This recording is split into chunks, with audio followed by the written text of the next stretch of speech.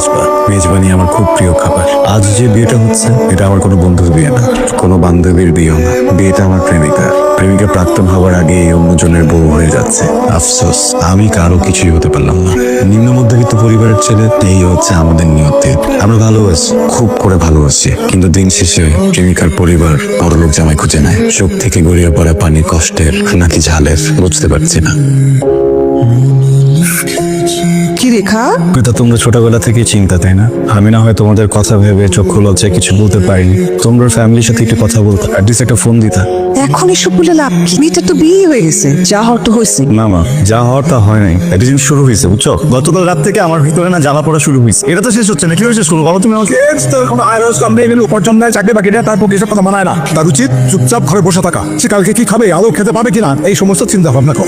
আল্লাহ যে তাকে বিনা কর্মে একটা জীবন দিয়েছে, সেজন্য আল্লাহর কাছে শুকরিয়া আদায় কর। তারপরে যদি বিয়ের জন্য মেন্টাল প্রেশার বেশি হয়ে যায়, তাহলে তার প্রত্যেক দিন রোজা রাখা উচিত, যাতে করে বিয়ের ভূতটা ঘাট থেকে নামে। শোনো, আসার সময় বাজারটা করে আস। হ্যাঁ সেই তো, আমি তো একাই আছি বাজার করার জন্য, আর তো কেউ নাই। বাজার করবো, সবাই মিলে শুধু খাবে। করবো চেষ্টা করবো করবো।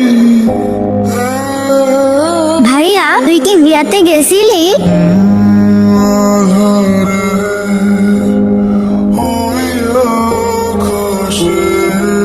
খাবো কি দিয়ে?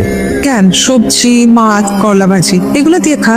মা, প্রথম সেই তো আমি তখন মাছ খেতে পারি না, গন্ধম ভেবে যদি একটু কি দিতে হবে? মুরগি, ব্রয়লার না দেশি? হ্যাঁ রোজ কর্মা। বাজারে গেছে কোনোদিন? মুরগির কেজি কত জানো? ওই দিন অল্পটু সকালবেলা নাস্তা করে ব্যাং করে বাইরে যাও, গিয়ে মালিকের দোকানে আড্ডা মারো সারাদিন। সংসারটা কিভাবে চলছে না চলছে কোনো খোঁজ খবর রাখো? বাবা, এমন তো না যে আমি চাইলে চাকরিটা পেয়ে যাবো। তুমি চাইছো কোনোদিন? সংসারের দায়িত্বে এবং খাটতে খাটতে আমার চান শেষ হয়ে গেল। তোমার মধ্যে কোনো বোধ বুদ্ধি আমি কিছু দেখি না, কোনো অনুমতি নেই। আমার তো বয়স হয়েছে, আজ আছি কাল নেই। আমি চোখ বোঝার পরে তোমার এই মা ভাই কোথায় যাবে কি খাবে ভাবো কোনোদিন? আরে এসব কি বলতেছো তুমি? একটু থামো না। ওকে সংসারের দায়িত্ব নিবে না বলছে, অবশ্যই নিবে। কবে নি এটা তো জিজ্ঞেস করছি। আমি তো দেখি না ওর মতো কোনো অনুভূতি আছে। ওর ব্যাপারে সংসারে কোনো ব্যাপারে কোনো খোঁজ খবর নেই। খাটতে খাটতে আমার জান পয়লা হয়ে গেল। কত পরিশ্রম পাবে? আর ওর কোনো বোধ বুদ্ধি ভাবনা কিছুই নেই কিভাবে কি হবে ভবিষ্যৎ। আমি মারা গেলে তোমাদেরকে দেখবে এই চিন্তা আমার ঘুম আসে। খাবি না? সেরি না কে রোজা? পানি খেয়ে নিবো। এই যা আছে সেটা দিয়ে সেরিকে যাবি। তোমার কথাতে পেট ভরে গেছে। এসব তো বেরো। হ্যাঁ কথাগুলো পেটে না ঢুকে মাথায় গেলে তো ভালো হতো। আল্লাহর ওয়াস্তে তুমি একটু থামো। এই কথাগুলো এখন না বলে হতো না? ছেলেটা সেরি না খেয়ে চলে গেল। বাসার মধ্যে খালি অশান্তি আর অশান্তি। ডিমাস নেই তো, ডিম ভেজে দাও। তুমি খাওয়ান দিতেছি। এলো চালো ভাই, এলো চা খাও। এস রোজা। ও, এই রোদের মধ্যে সকাল সকাল রোজা দেখতে পেরেছো? কি সকাল সকাল কি মুরব্বীর লোক আবার ঝগড়া করে আসছো? চাচা নিজুমের বিয়ে হয়ে গেছে। ও, এমনি কেমন হয় ঘরে অশান্তি চলতে আছে না?